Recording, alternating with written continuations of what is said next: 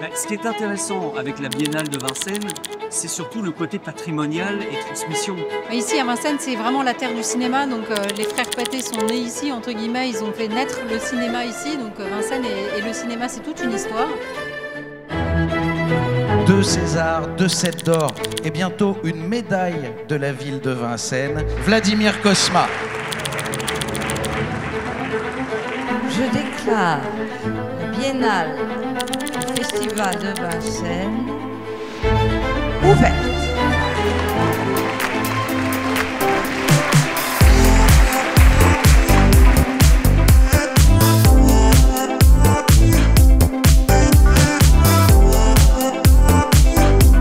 Ce rendez-vous, comme je le disais, c'est un rendez-vous avec nos souvenirs et surtout avec nos Madeleines de Proust et un peu avec l'histoire de notre ville. Ce festival, c'est un peu la pellicule vivante de ce que notre ville incarne.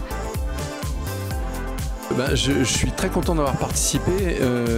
Ce festival de Vincennes, en fait, ce qui m'a impressionné, c'est d'une part la diversité des générations, c'est-à-dire qu'il y avait vraiment des gens jeunes et des gens plus âgés, de voir que, comme toujours, la jeune génération, quand ils voient des films de qualité qui sont plus vieux, ils peuvent aimer ça, quoi, et donc ça peut éclairer leur regard, et donc ça, c'était très agréable de voir ça. Cette biennale du Festival de Vincennes est extrêmement gaie. D'abord, parce qu'il y a eu une projection pour des enfants. La moitié d'entre eux n'avaient pas vu La Boum. Et ils avaient l'âge de Sophie Marceau, c'était génial.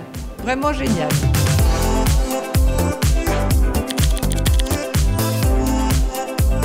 Eh bien, on est là au Festival de Vincennes pour présenter La femme la plus riche du monde de Thierry Cliffat. Donc on est très très content d'être là.